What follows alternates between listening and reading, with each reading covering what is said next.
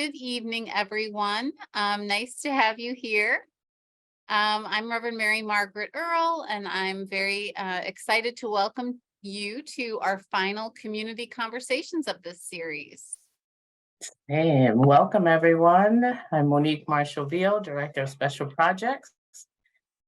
And welcome again. It is so good to be back with you again, Mary Margaret. Likewise.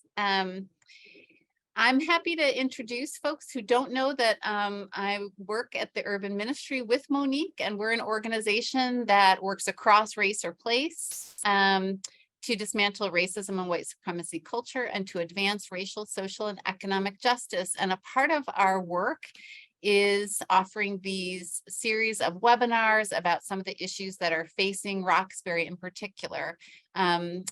Would you like to share with folks a little bit of the history of these community conversations, Monique? Sure. So over the past 3 years, our community conversations have highlighted the history, the art, and the experiences of Black and Indigenous people of color.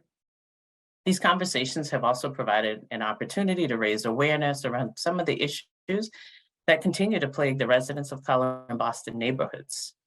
These conversations have also provided information on how to support the organizations in their work and to help the people of color in these communities. And it's our hope that these conversations continue both virtually and in person in the coming years. So please stay connected to find out about upcoming conversations.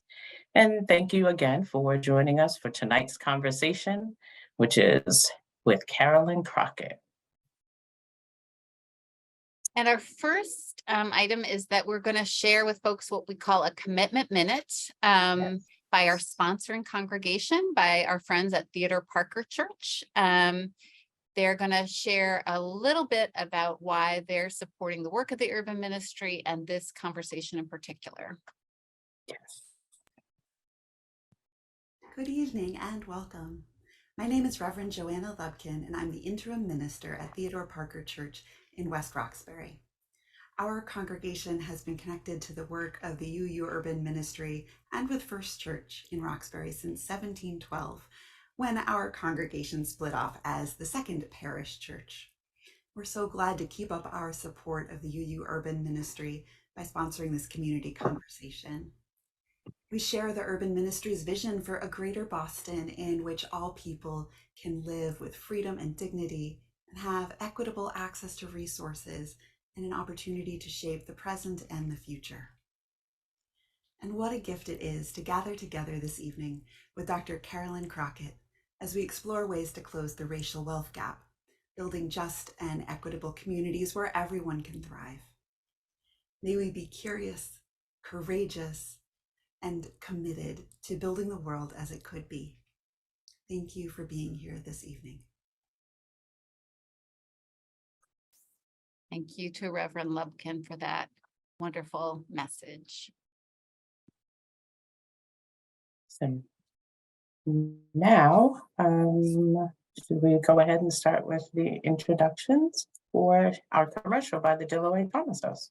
Yes, we'd love to celebrate the wonderful work of our partner at the Dillaway Thomas House. Every one of our community conversations, we highlight a local business, but in this case, we wanted to really celebrate the work of the Dillaway Thomas House right across the street from us.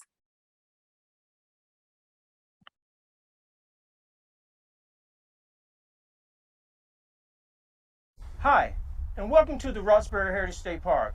My name is Antonio Menifee, and I'm the director. And my name is Ina Fox, and I am the Visitor Services Supervisor here. The park was established in 1984 by the Department of Conservation and Recreation. We are currently standing in front of the historical Dillaway Thomas House. Built in 1750, it started as a parsonage for the minister of the First Church across the street. The park is a space for visitors to learn about Roxbury's rich history and cultures. Inside the house, we have a permanent exhibit that tells the story of Roxbury's evolution from its founding as a Puritan town in 1630 to the present-day community of Roxbury, which is a rich and diverse community. So let's go inside and check out the exhibit. Come on, follow us inside.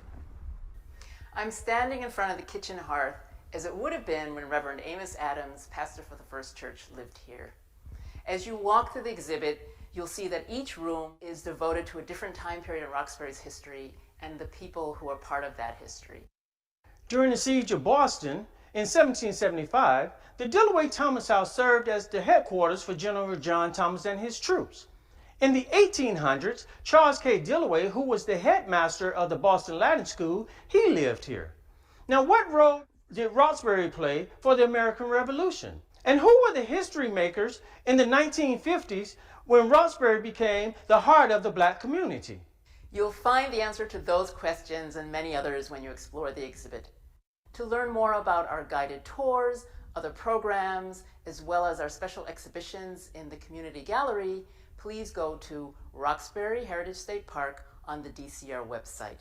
We really look forward to your visit.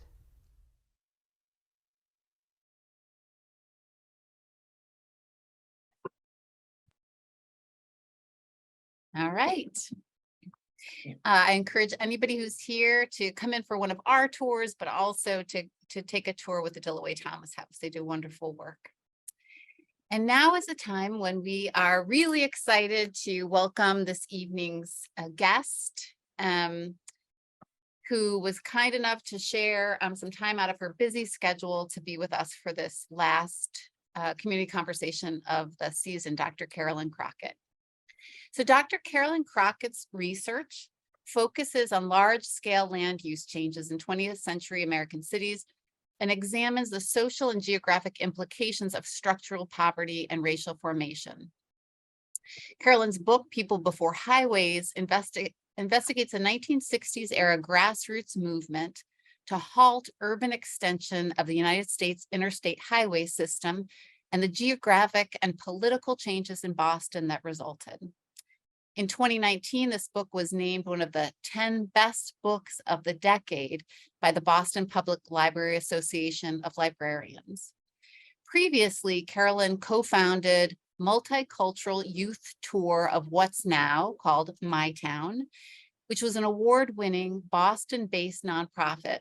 My Town hired public high school students to research their local and family histories to produce youth-led walking tours.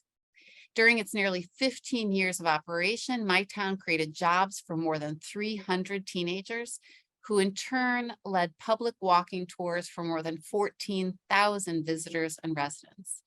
In a White House ceremony, the National Endowment for the Humanities cited My Town as one of the 10 best youth humanities programs in America. And I will continue. Dr. Crockett holds a PhD from the American Studies program at Yale University, a Master's of Science in Geography from the London School of Economics, and a Master of Arts in Religion from Yale Divinity School. Karilyn served for 4 years with the Mayor's Office of Economic Development as the Director of Economic Policy and Research and the Director of Small Business Development for the City of Boston. She recently completed her service as the City of Boston's first Chief of Equity, a cabinet-level position under Mayor Walsh, that Mayor Walsh established to embed equity and racial justice into all city planning, operations, and work moving forward. She holds a faculty appointment as a professor of urban history, public policy, and planning at MIT's Department of Urban Studies and Planning. She currently leads the Greater Boston Chamber of Commerce in a partnership with the Boston Federal Reserve Bank to revisit the 2015 Color of Wealth report on closing the racial wealth gap. Karilyn's career mission is to continue to work at the nexus of education, economic development, policy, and urban revitalization. Please join me in welcoming Dr. Karilyn Crockett. Welcome. Hey there, how are you both? Thanks for such a Good. warm welcome. It is really nice to be here. That bio is a little bit overwhelming, so I'll try to live up to even part of it. I'm so happy to be here with you both. It's really wonderful. We really appreciate you being with Good us. to have you with Thank us. So I want to kick it off for a minute. I know that you are very committed to justice and racial justice. And there are many ways that we can approach this. What drew you to, in particular, approach it through addressing the racial wealth gap? Such a great question, Reverend Mary Margaret. You know, it's really about my family story. So I sit here representing the 5th generation of literacy in my family. And so when I count what that means, it means that when my family we were slaves in South Carolina, and after emancipation, my family moved to West Virginia, and that's really where our history was rooted. And we were fortunate in that my great-great-grandfather, Yancey, had literacy. And so it's really been important for my family to maintain a commitment to education and justice, much because of the conditions that they lived through. Certainly the story of Afro-descended people and our experience of slavery in this country is a harrowing one. And the movement from the South to the North was also a very harrowing experience for my family. And so when they came to Boston in the 1950s looking for jobs and opportunity, they didn't find that. They found a very closed city, and a city that had less educational opportunity for them than they had received in the segregated town they lived in West Virginia. And so my grandmother was one of the original plaintiffs to join Tallulah Morgan in suing the Boston School Committee in 1974. And so you all know that that's the story. That's the case that led to the famous school desegregation or busing. And so I come to this sort of fight legitimately from my family, who's really just been trying to make their way in a country that's been so hostile to us. So I often start with this point about being the 5th generation of literacy in our family, because I do not count that as a mark of pride. If anything, that kind of talks about the way that the country has systematically really tried to make it so difficult for so many people, and particularly African-American people, to make a way in the country. So we've been just trying to swing at it. So it's so important to be in conversation with allies like you all to think about what is our wealth. Our wealth is beyond dollars and cents. It is absolutely our history, our education, our stories, our memories, and our willingness to survive. And so I think there has to be a much broader conversation about what wealth means, particularly in this moment. And the racial wealth gap has just sort of opened up another contour of a conversation that we have all been engaged in different ways for centuries here. Thank you. Great. And I do want to just let folks who are watching know that there will be time, we're going to talk, but there will be time for them to also ask questions. So they can be percolating and adding their questions into the Q&A function if they want to as we go through. I just wanted to let people know they can get their oar in the water. Good reminder, Mary Margaret. And thank you, Dr. Karilyn. You just mentioned that closing the racial wealth gap, is far beyond just the measurement of dollars and cents. And I'm wondering if you can talk a little bit about what economic justice, why it really matters, what it means, and how does it actually impact people? Economic justice is where the rubber meets the road, right? In terms of what does it mean to live in a country that is really rooted on market exchange or capitalism. And so one of the things I teach about and talk about is the civil rights movement itself, and this long arc of radical history in the country, and particularly the Black radical tradition. And so there has been so much work on the side of being able to share space or articulate our civil rights or articulate voting rights. And it was very clear to organizers, even in the 1960s moment, that a conversation about civil rights or a conversation about full citizenship must include a full-throated commitment to economic democracy, to economic justice.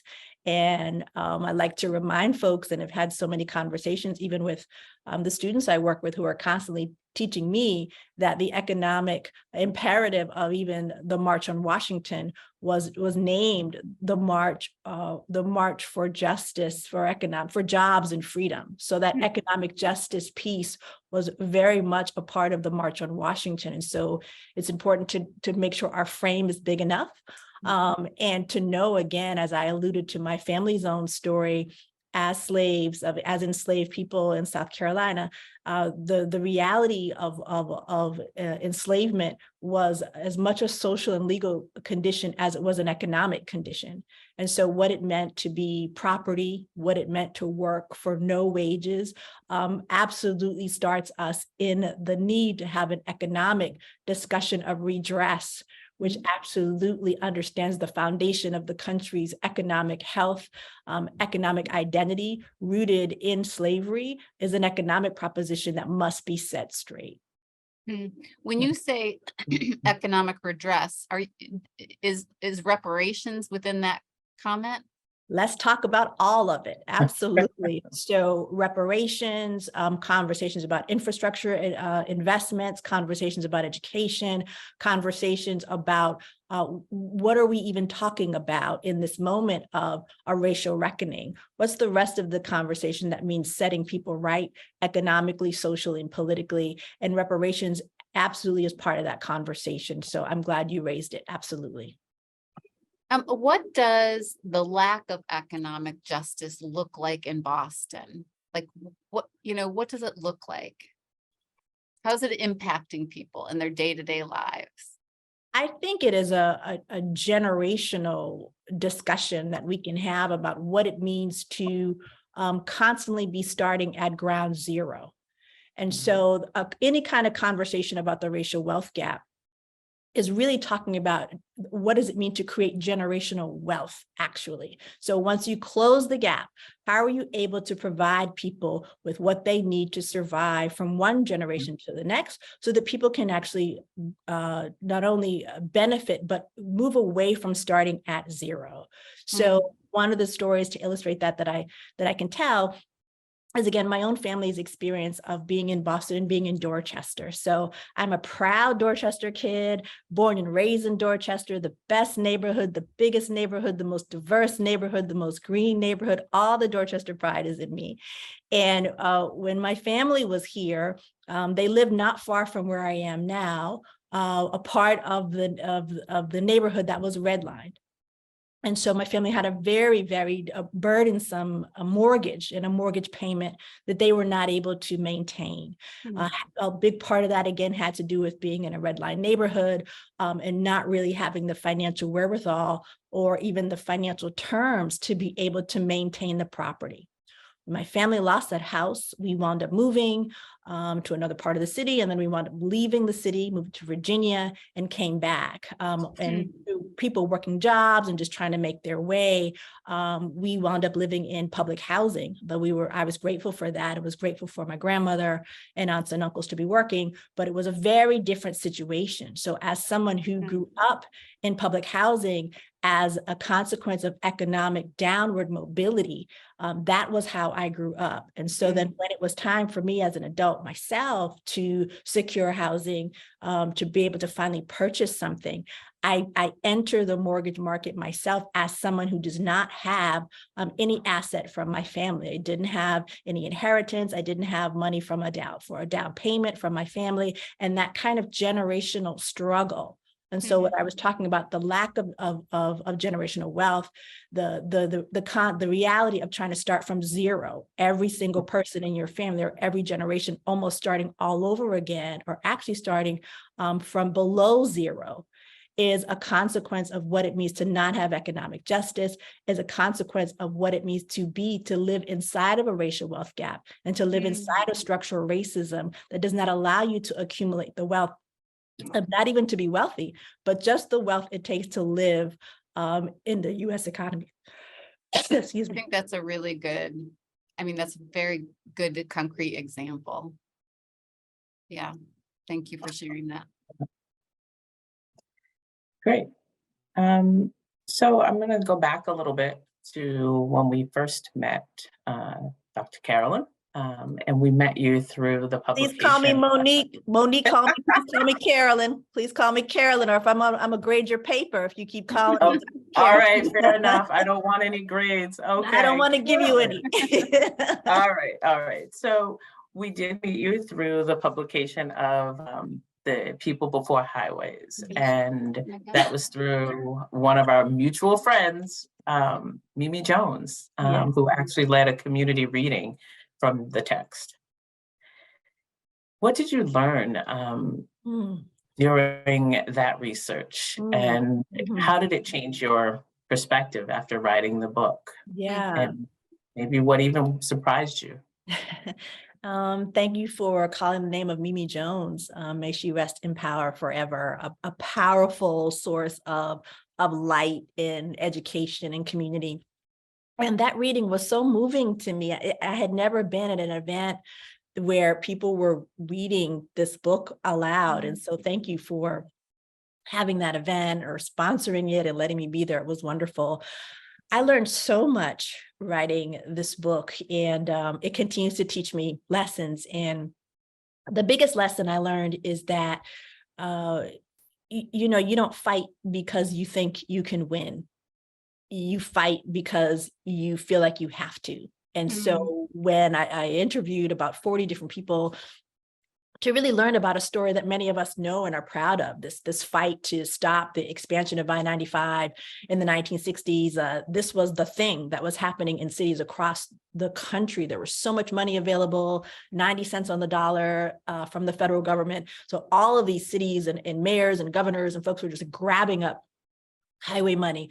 So because Boston was one of the cities that defeated interstate highway system, that's a notable story. We're not the only city for whom that's true. San Francisco has an incredible victory story. There's an incredible victory story in New Orleans. I mean, there are lots of cities I can name, and Boston was late to the fight. But Boston distinguishes itself because not only were we able to defeat the interstate road here, but the coalition of people that came together to stop this road also were able to go to Washington with Governor Sargent at the time and to petition Congress to allow there to be a change in federal law, a change in the Federal Aid Highway Act, so that there would be money made available for public transit. It's hard to believe now, but before the advocacy of this Boston involved coalition, there was no public money available for mass transit, for trains and for buses. The money that you could get, 90 cents on the dollar, was for highways, was for roads, was for car-based travel. And so what it meant to not only stop the road, but then to be committed to creating something that was called the Boston Transfer Provision meant that we could get federal money to create a new orange line, to expand the red line, both to Alewife and to Braintree. We could get commuter rail track. We could get all of these things. And cities and places across the country actually were able to petition to actually tap that money and get mass transit. So all corners of the country, cities and towns and states were able to get this money. So that's kind of the story. So what I learned is you fight not because you think you're gonna win, but because you know it's right. You feel like you must, and that once you start that fight, it can be incredible, all the things that you can make possible, not only for yourself, but for other allies near and far, because that's certainly the case from the federal legislation that was changed. And I wanted just to highlight that I was looking back this afternoon at this book and looking at the parts that talk about Mel King, who was one of your mentors. Absolutely. Another North Star that we are also fortunate to be guided by even now. So I appreciated the images that were on the screen as we were all coming into the room here. An incredible ally, fighter, friend, and comrade. Yeah, thank you. Would you, one of the things that we feel proud about at the Urban Ministry is that you invited us to be part of your work on addressing the racial wealth gap in Boston by convening a number of organizations to design this hackathon and lookbook process. And I wonder if you would share with folks this project that we're Sure. proud to be a part of. Yes, and I'm so grateful for your partnership, both you, Mary Margaret and Monique, for just being at the table with us.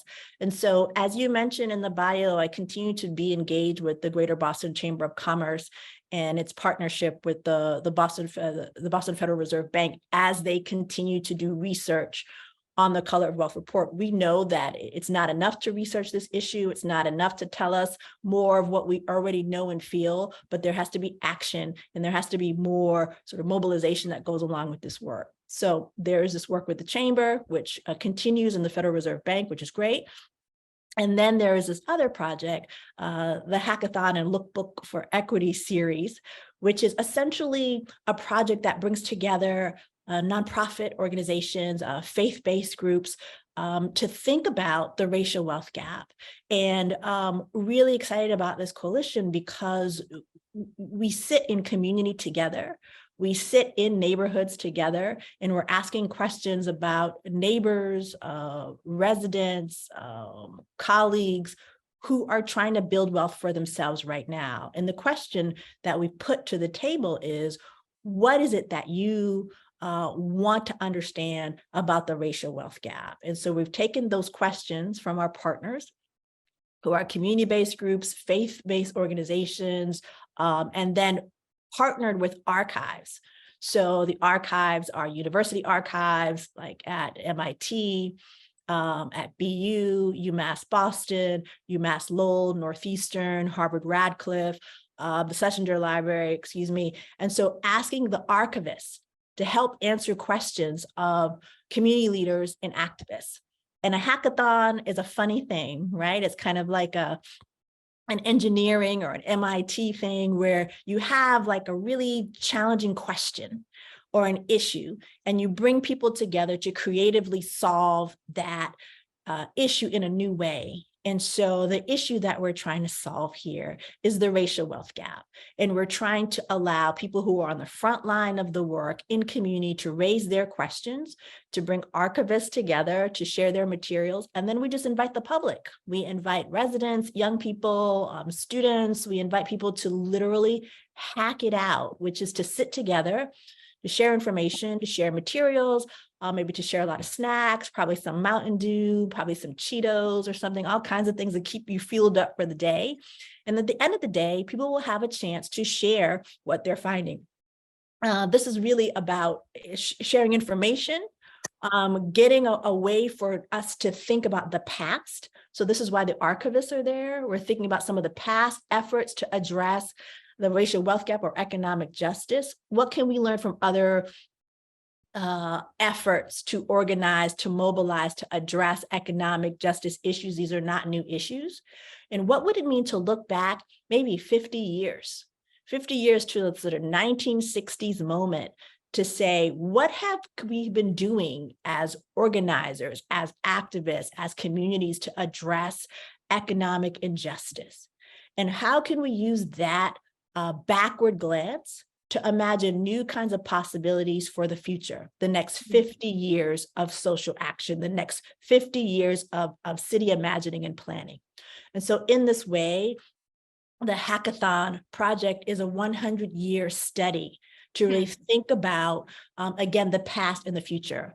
And it is my hope to provide what is a multi-generational coalition an opportunity to share stories together and to strategize, because that's the place where we are. We know so many people like Mel King, like Chuck Turner, like so many names I could go on, like Mimi Jones, stood in the gap for so long, a valiant and powerful generation of people who've left us memories, who've left us examples, who've left us their witness.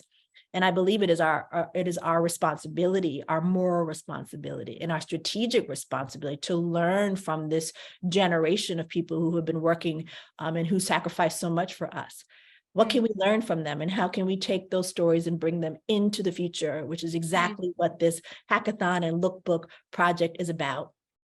A lookbook is just a visual that we will create based on some of the things that we learned.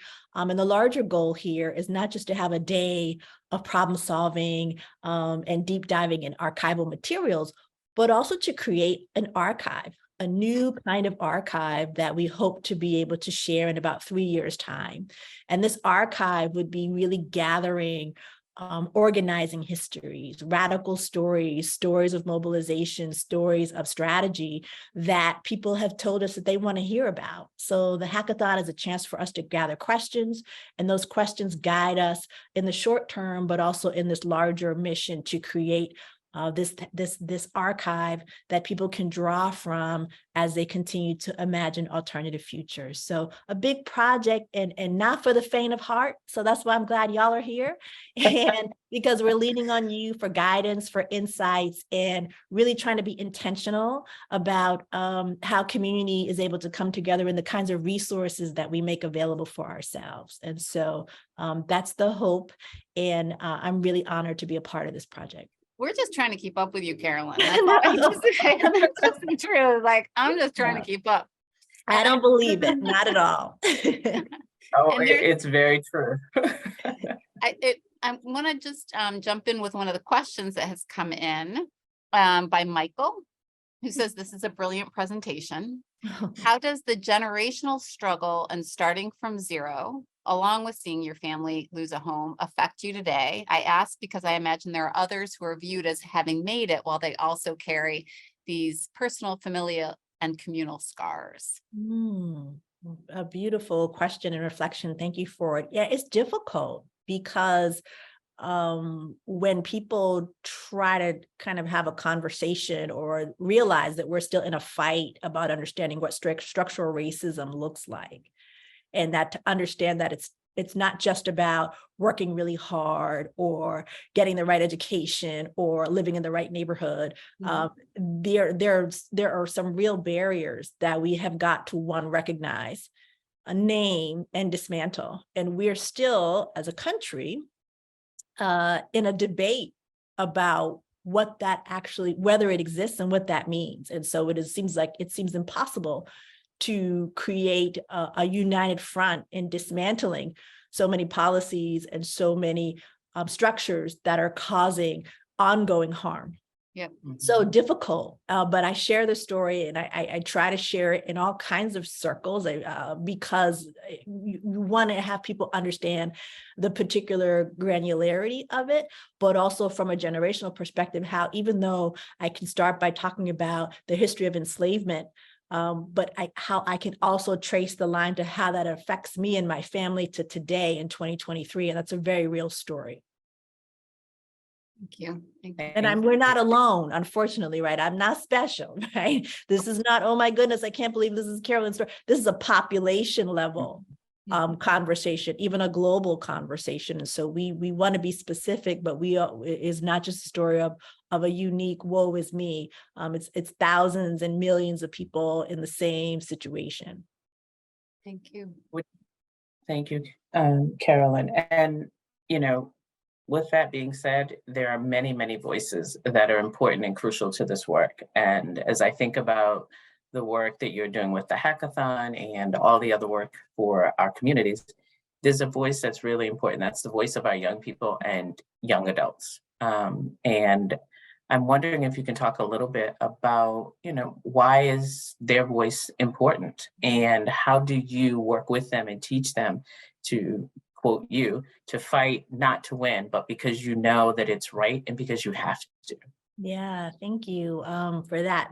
Young people are our greatest teachers, and they have been my greatest teachers for this, I guess it's like 30 years of my career. That number seems so big, but it's true. So I have been fighting to just understand how I am connected to the city for a very long time. And that fight was really crystallized for me as a young person myself, where I grew up here, not feeling very connected to the city at all, not feeling like I liked the city. In fact, I was just eager to go to college so I could leave.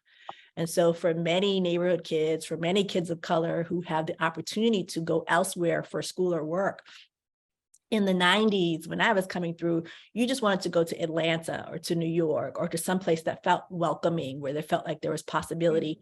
Boston was never on the list. And so right before graduating, I had the opportunity to take a walk through the South End in Roxbury with someone who became a dear, dear friend of mine. His name is Greg Ricks, and he worked at City Year. I did not hold that against him, though I rolled my eyes at it at the time. He worked at City Year, but he had been a dean at Northeastern, he had been a dean at Dartmouth, and he actually had come through MIT's city planning program, where I teach now. And he took a bunch of us from the Freedom House on this tour and told us the stories of Tent City, the fight for housing there, the story of Via Victoria, the story of Wally's Cafe as this incredible cultural spot on the Chitlin Circuit, and what that meant for Black migrants to come to the city and be able to hear this music. He told us the story of stopping the highway. He told us all of these stories, and I was shocked. I had never heard any of those stories before in all of my, at that point, 19 years. And so I realized that the opportunity to know a broader history, to know that people had been fighting on my behalf, really changed my relationship to the city, psychically, emotionally. And it made me much more aware of how many young people are growing up in our neighborhoods and feeling so disconnected. And so from that moment on, I became really invested and attuned to what it would mean to work with teenagers and to kind of open up the conversation and open up the door for this incredible city that is not only yours, but that people are constantly engaged in struggle and battle for you and for all of what you deserve. An incredible legacy that we are that too many young people are alienated from.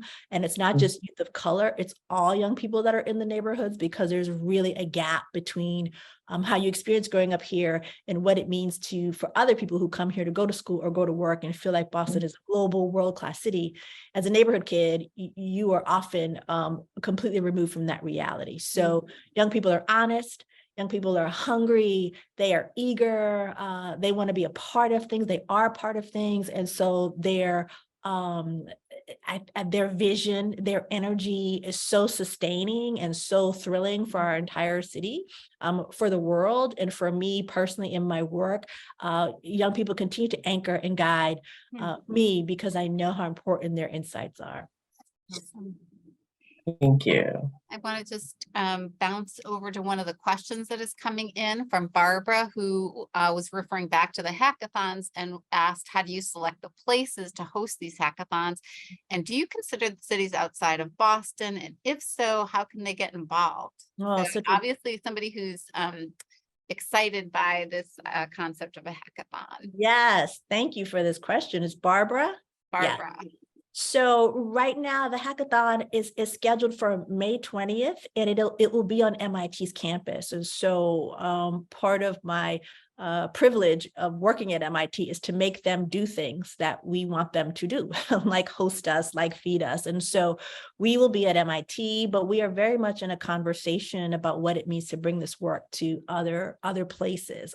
So first is just try to get our approach strengthened and somewhat standardized, and then think about who are these other folks. One of our major funder here is Trinity Wall Street Foundation, which is in New York, and part of their interest in funding this project is what it means as a leadership opportunity, but what it means also for cities beyond Boston to learn from a hackathon as a way to engage people. And so we're in a conversation. I'd be happy to talk to you, Barbara, offline. Thank you. Thank you so much.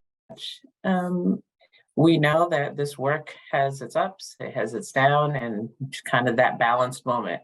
And we know that, over the years, with all of the work that you've done, there have been many challenges and barriers that you have faced. Can you talk a little bit about what that has looked like and how it has impacted and continues to impact economic equality right now? Sure. I think particularly in the last 8 years or so, because I have had these two different moments or two different tours within public office or public in government.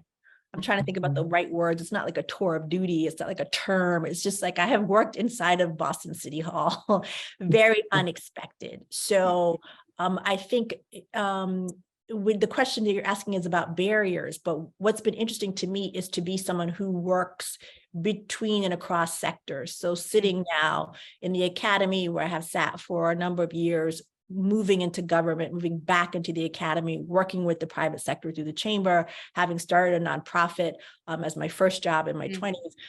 All of these experiences have been such a blessing, because oftentimes it's easy to think of these different sectors, private sector, public sectors, as barriers. One is the enemy, one is the problem. If we only had what they have, or if we could get rid of them, it would all be resolved. For whatever reason, my own path has been very fluid because have moved across these lines. And what it has taught me is that one is the obvious, which is that no sector can do the work alone and no one has the answer. And two, some of what we're not able to do has to do with our inability to speak to different people, different stakeholders, different sectors. And because I teach graduate students about how to make public policy, how to think about community history, I'm also trying to help grad students gain this sort of fluency or this sort of nimble quality, because that's what it takes to not only confront a barrier, but to transcend it. So the issue is the same, but it doesn't look the same. It's not talked about in the same way. And I don't know all of what God or the creator has in store for me, or what this whole plan unfolds into, but it has been very humbling to have such a broad range of experiences in a bunch of different places. And it has given me, I think, some insight into what it takes to build true coalitions that are lasting, that can really focus on the issue instead of infighting between different groups or different categories of groups. The problems that we have before us are much too big and much too urgent to be stopped by false barriers. And so that's the conversation that I think I wanted to continue to have for folks, and that's the conversation we need to have. So I hope you don't mind, Karilyn, if we toggle back and forth to answer some of the questions that are coming in. That's great. Thank you. C. Roses says, this is an enlightening discussion. In closing the racial wealth gap, how do we encourage and activate financial literacy among African-American youth and youth of color in the Boston community? What are your thoughts on that? Yeah, I think, there are so many ways that communities of color, populations that have been left out of the banking industry or the financial sector, so many ways that folks have figured out how to not only survive, but to thrive. And I wish there could be a way to not only learn about how important it is to create a budget or have a bank account or save money, all those things that can be useful to know, but how to lift up some of the things that your grandma taught you or that people in your neighborhood do to make things happen. Is there some way to lift up that local knowledge or even ancestral knowledge about what it means to save and to thrive and to think about where your money goes? Because I know in my family, because I grew up in a tiny, tiny storefront church that my family still has on Blue Hill Avenue, that so much of what we did was collective. We just put our little dollars together when our church needed something or if a family needed something. I remember my family putting money together. This probably sounds terrible, but money together from people in our church so that my grandmother could buy me a raffle ticket for a computer raffle. And I won this computer, which was like unbelievable. And all the people in my family, my church were trying to program this thing with DOS or I don't even know what, it was something crazy outdated, but it was a collective effort to pull these things together. And so all the things that I had a very particular meaning for me because I knew all of the effort that went into it. That is a beautiful kind of financial literacy that I hope that we don't lose or devalue, even as we have a more orthodox or traditional conversation about, how you use your money and where it goes. And so there's a broadness to understanding what financial literacy means for folks who were locked out of access to assets and financial institutions on purpose. And I hope that we don't lose that. Yeah, I really love that story. And I think that there's a lot of knowledge that is there, right? Because people have had to work very hard and move around things and get around things to make things happen. That's right. And this is a big critique that people have of even the Color of Wealth report, Monique, that you referenced early on in that 2015 report, and we all talk about it. We talk about the racial wealth gap. We talk about the fact that white families have a median net worth that's like 8x times a Black family, 5x times a Latinx family. And so part of those numbers that are so heartbreaking is that they cast the deficit of these communities. They cast these communities as outside of a larger economic picture, which is no fault of their own, without actually valorizing or giving us a sense of how these communities are making it, how they have figured out some things. And so that's something that we need to recenter, which is, again, the ability of communities to survive and to thrive and to make things happen for themselves when the mainstream institutions have not been hearing it. And only once it became profitable to invest in these communities and to kind of think about moving away from redlining's history, do we have a different kind of conversation about what local banking even looks like. And so a bigger conversation, but I appreciate the question and the chance to reflect. Thank you. And speaking of bigger conversations, and I'm sure this is one, but I'd love to hear your thoughts about this. Because you were recently named to Governor Healey's Council on Black Empowerment, can you tell us what the goal of this effort is and what you plan to bring to this work so that we are all positioned to a place of thriving? Sure. So Governor Healey has assembled this body of folks to really advise her and Lieutenant Governor Driscoll as they think about creating a larger agenda and set of priority areas for the Commonwealth. And so this Black Economic Council is meant to bring people from many different sectors, many different areas, geographic areas, professional areas, folks who are in the healthcare world, folks who are in education, folks who are in policy, folks who are in business, and many faith-based leaders are there as well to really guide the governor. So we know Governor Healey has just marked 100 days. So first 100 days. And I think that's kind of a little bit of a honeymoon period. So that's great.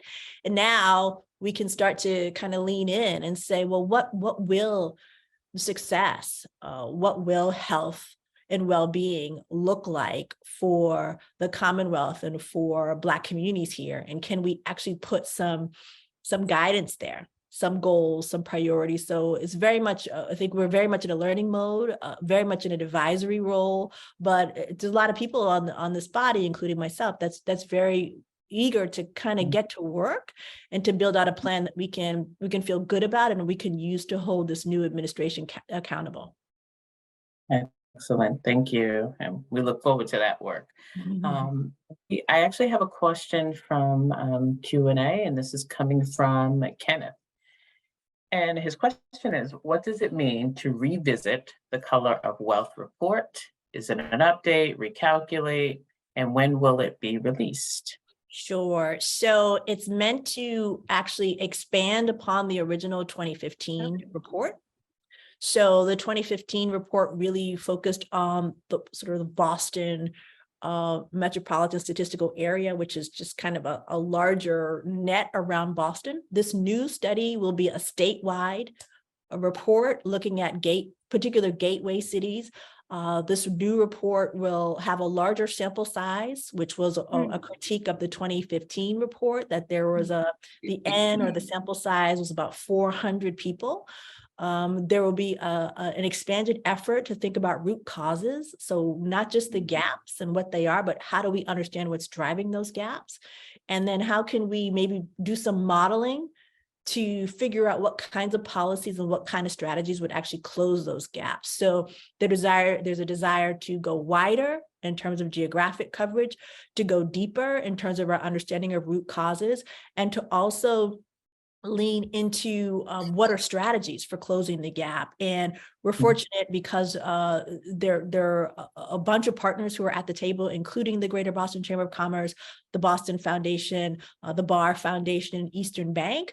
And all of these entities have put money toward this new study, and also bringing a firm on board that's going to do the survey. So we anticipate a 3-year timeline, which feels like a long time to me because we've been waiting for a while to hear what else is up with this report, but we want to get it right. And the good news is that we have just selected a firm. So we did an RFP process and now have a firm who's on board to do the work. So people really want to get it right and to think about what are the investments and policies that need to go with it. So that's what you can expect in about 3 years time, or maybe now 2.5 years and counting. Thank you. We look forward to learning more. Yes, thank you. I'm going to try to get some of these more, if we can get through as many as we can of these folks jumping in with questions, which is great. Questions are great. Arthur asks, how do we pass on the importance of wealth to the next generation? Great question, Arthur. I think one of the discussions that we had with our hackathon and lookbook partners is even understanding what wealth is for ourselves, but also for this young generation that's sort of coming up. This folks who are teenagers now, who in 20 years' time will be entering the job market as professional people, will be finishing school, potentially will be looking for where they might live more permanently, might be thinking about home ownership opportunities. And one of the conversations that we had with our partners, even I'll call him out, Abigail, who is the executive director at Teen Empowerment, shared this story about what it meant for him as a dad to be working toward creating wealth and wealth opportunities, even home ownership opportunities for his children, and wound up having a really interesting conversation about what his children thought that they would want for themselves. And so we reflected more generally about this generation of is it Gen X and millennials, like what are folks saying that they want for themselves, and the way lifestyle changes and expectations are such that there are so many young people right now whose conception of wealth does not have to do with owning a home or owning a car or being in a suburb. It has to do with something that's much more flexible. This is the generation that's given us Uber, that's given us Airbnb, that's given us a very flexible sense of how do you move in and out of a shared economy. And so I don't totally know what wealth looks like for young people. In fact, in January, we had an online challenge called the Know Yourself, Know Your Wealth challenge for young people. And we literally asked young people to submit their videos, their pictures, their poems, their dances, giving us their sense of wealth. And so much of what young people were saying back to us was that wealth was about connection. Wealth was about safety. Wealth was about happiness and joy. And so there's a lesson there. We wanted them to think beyond dollars and cents, but what wealth looks like seems to be so much about centering well-being. And this is a generation that has lived through and is living through COVID, that has lived through and is living through the racial reckoning and what it means to think about racism as a public health crisis, or on the other side of George Floyd. All of these things are defining what folks are imagining for themselves, older folks like me, and certainly young people. So I think that, and I'll leave it here, the most important thing that we could possibly do is to listen to young people, and to not just assume we know what they want, and to be in a conversation together in a planning process so that we can think 20, 30, and 40 years ahead together and provide them a landing spot so that, again, that they are not having to begin at less than zero. because nobody wants that and no one deserves that. And we have a really wonderful opportunity to imagine something different right now. I want to tell you that we're getting these great questions, and I'm sorry that there's not 3 more minutes. So I'm going to acknowledge and honor the questions from Claire, really trying to think about the efforts to expand affordable housing and rent stabilization, wanting to talk about how the history of over-policing and over-incarceration has impacted the racial wealth gap and how this should be addressed. I think these are such important questions. I really want to honor these questions. They need to be addressed. We don't have time to get into all that. I want to, acknowledge Karen's, reading this book about collective courage and thinking about these different models. And I also want to lift up Bithia. Thank you, Karilyn, for uplifting community. Well, I think that's Bethia. This is, I think, well, it could be Bethia, or we also know when someone Bithia. So I think there's 2.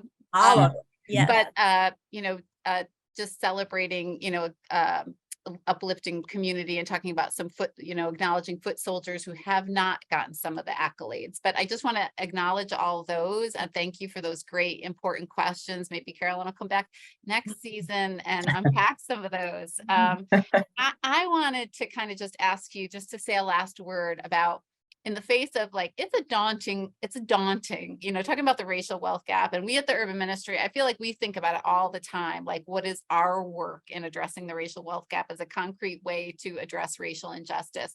And in the face of that, Karilyn, what gives you hope? Absolutely our young people. So we can take it to a full circle moment. Young people as always being full of hope. When our young people don't feel a sense of hope, don't feel a sense of possibility, we have a problem. And there have been times throughout history and even the last few years where we know our young people are carrying a very heavy burden. And so it's important to hold them close. On the other side of the spectrum, there's a new crop of mayors across the country that continue to give me hope as well in terms of what they're imagining for new possibilities. In my equity seminar, we're working with Mayor Karen Bass and her team in LA. We're looking at the mayoral transition that's about to happen in Philadelphia. In Providence, where there's a big conversation on reparations, there's Mayor Smiley, who's also engaged in this conversation.